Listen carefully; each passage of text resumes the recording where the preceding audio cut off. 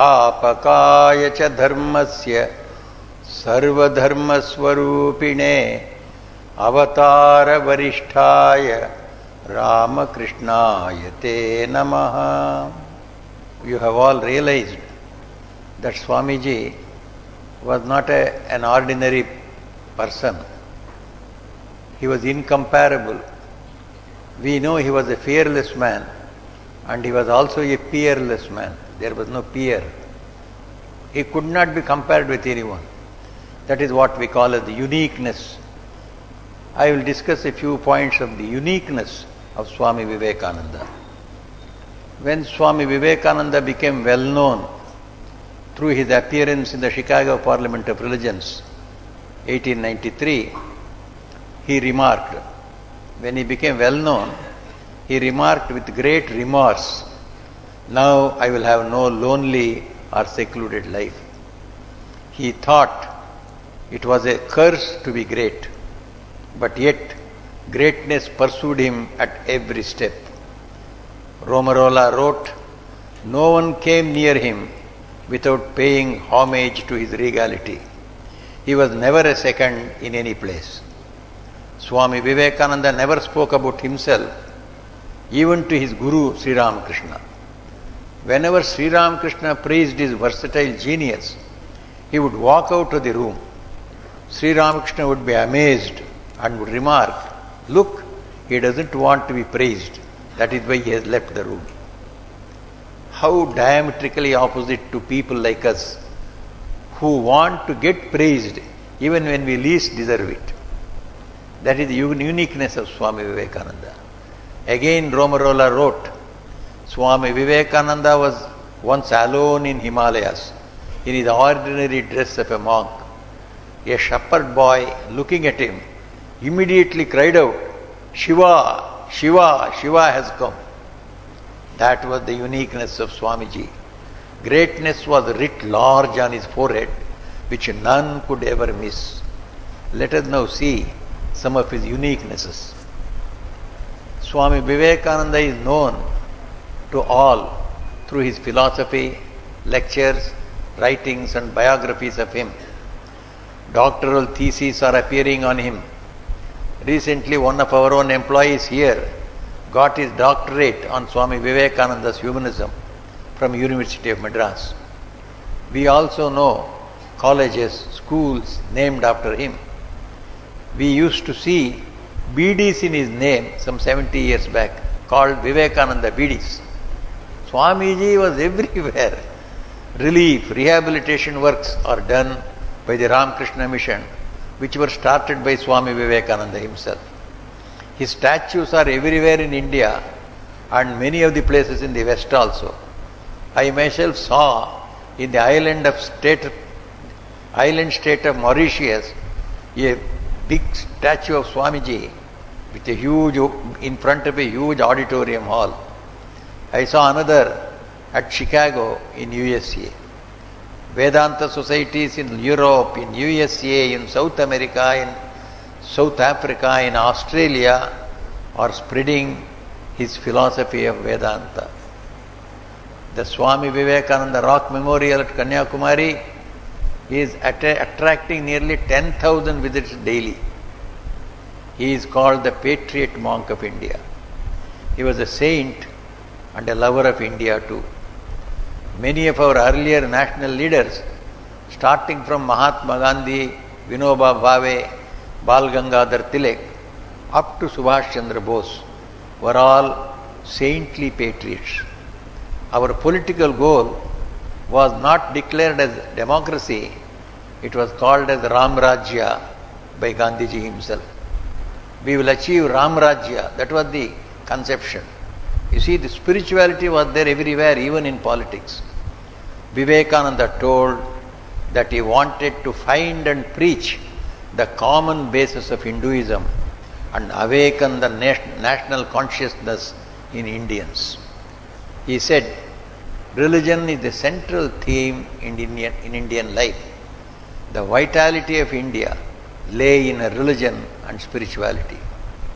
Swamiji knew that spirituality, the idea of divinity in man, divinity of man is the root of the tree from which comes the values of life, which form the stem and trunk, from which come humanitarian services as leaves, flowers and fruits. Swamiji knew very well the root is spirituality, the stem is the stem is the values of life, and the flowers, leaves and fruits, they are all humanitarian services. You can't get humanitarian services without having values. You cannot have values without knowing that we are gods, we are divinities. So divinity gives place to ethical, moral codes, and this moral life gives us all humanitarian services. Swamiji knew this very well. Swamiji therefore advocated strengthening the roots first, that is strengthening the spiritual aspect of Indians first, which would naturally make them men of sterling character, and from them would come giant national leaders and heroes who would not only win the freedom but build a new glorious India. In fact, they did. We saw in our struggle for freedom from the British rule. He also believed that only such spiritual men alone could preserve the hard-won freedom and use it for the all-round growth of our poor masses, neglected women, and of all others needing development. Moreover, the spiritual and independent India would help to nourish the whole world with her spiritual message of universal peace and brotherhood. Hence, Swamiji called India a Tirtha, the holy place and pilgrimage. As a saint, he was unique. The whole nation held him in respect. He would occasionally wrestle, and hence he was called a Pahalwan Swami. He chewed bitter leaf, sometimes smoked also cigarettes when available. He considered them of no consequence when your heart is filled with lofty spiritual thoughts and renunciation of lust and wealth. He ate from all people, irrespective of their race or religion or caste. Thus he was a patriot and a saint, but of a unique kind and caliber of his own. Some, especially those in the West, saw in him a prophet with a special message for the modern age. He himself said, "I have a message for the West, as Buddha had one for the East." What did he mean by that? Perhaps he meant that as Buddha's message of love, renunciation and service against the prevailing horrible animal sacrifices and ritualism was meant for India and India alone, his own message, Swamiji's own message, was directed more to the materialistic culture of the West and to India also, which was strongly leaning to the materialistic ideas of the West. His message of harmony of religions as the universal religion. Everybody was thinking of universal religion, but they thought that one religion will become universal religion. It was Swamiji who said there will be nothing like one religion, either Hinduism or Buddhism or Christianity or Islam, becoming universal religion. The harmony of religions will be the universal religion. Whoever will preach the harmony of religions, that religion will be accepted as the universal religion. Divinity of man, divine oneness of the creation, service to God in man as true religion, and the 4 yogas as the basis of all religions of man. This message he delivered in Parliament of Religions at Chicago, and this made him the greatest man of the Parliament of Religions. It was said, if Columbus discovered the body of America, Vivekananda discovered its soul.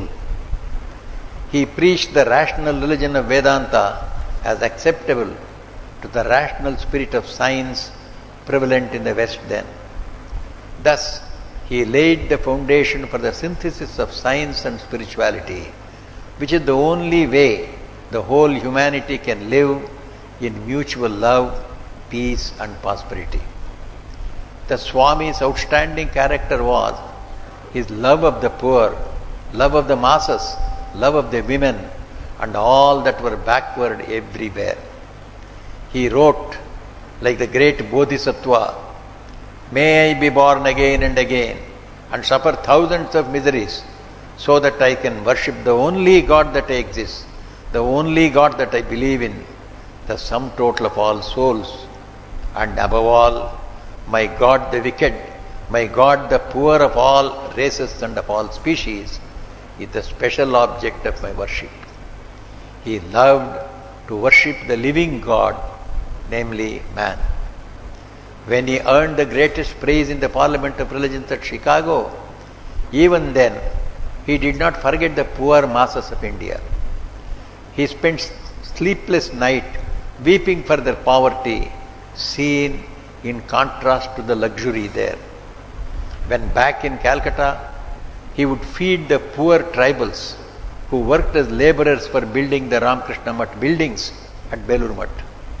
He would rejoice seeing God himself in them and would advise his disciples to serve the poor as the greatest worship of God. When plague struck Calcutta in 1897, he was ready to sell the Belur Math land on which Ramakrishna Math and mission was to be built. Thereby, he would conduct the plague relief. He wrote to Swami Akhandananda, his brother disciple, "You have read Matru Devo Bhava, treat your mother as God. Pitru Devo Bhava, treat your father as God. I tell you, Daridra Devo Bhava, treat all the poor people as gods. Murkha Devo Bhava, treat all ignorant people as gods. Let them be your God. Know that service to these is the highest religion." In New York, always a group of poor and beaten people followed him. His friends were astonished. Why all these beaten and most uncommon, almost half mad people? They would always be there in a half a dozen or 1 dozen with him. When asked who they were, he would tell, "They are the demons of Shiva, and I have personified this aspect of Shiva to collect all the unwanted people in society around him and help them." Some saw the divine incarnation in Swamiji. Sri Ramakrishna himself told about him, told him itself, "You are a part of Narayana, you are the Rishi Nara." He also said, Sri Ramakrishna also said, Swamiji is one of the 7 rishis, Saptarshis. He has come down to the world to do good to the world. Swami Vivekananda's biographers write that he was born of Vishweshwara Shiva of Kashi, and Sri Ramakrishna saw a light from Kashi dart over the house of Swamiji at the time of his birth. Sri Ramakrishna more than once proclaimed that he and Vivekananda, Naren, were one, existing in 2 bodies. Holy Mother also saw this in her divine vision in Kamarpukur after the Mahasamadhi of Sri Ramakrishna. She saw Sri Ramakrishna enter into Narendra's body. In spite of all this, Swamiji never thought of himself different from any common man. He was tender, he was simple, he was loving, he was full of wit and humor. Sometimes he was sad, sometimes very angry too. He would be easily mistaken for any ordinary man. All this humanness made him accessible, nearer and closer to we, the common people. Some others consider him as a great writer, great orator, great poet, great singer, great mystic and great philosopher. It is impossible to say what he really was. One great Swami of our order, in one of his lectures, was asked by the audience, what was Swami Vivekananda? The Swami replied with a counter question, what was he not? He was everything. Whatever he thinks, Vivekananda is a perfect in that particular field. What was he not, he asked. Swamiji called himself a voice without a form. What did he mean by that? He meant that he was God himself speaking through the human body, the message of one eternal religion, the Vedanta, calling man to realize his true nature, that he is one with God, that he is intrinsically the existence, knowledge, bliss absolute, Satchidananda Brahma. Assert your nature, Swamiji said, by constantly remembering you are not the body-mind complex, but the divine Atman. Then, Swamiji said, power will come, glory will come, goodness will come, purity will come, and everything that is excellent will come. May we follow the message of Swamiji and realize the twin goals of human life, of realizing our own divine nature and serving the world for its betterment. Atmano mokshartam jagadhitayacha. May Sri Ramakrishna, Holy Mother and Swami Vivekananda bless us all. Thank you. Om Shanti Shanti Shanti.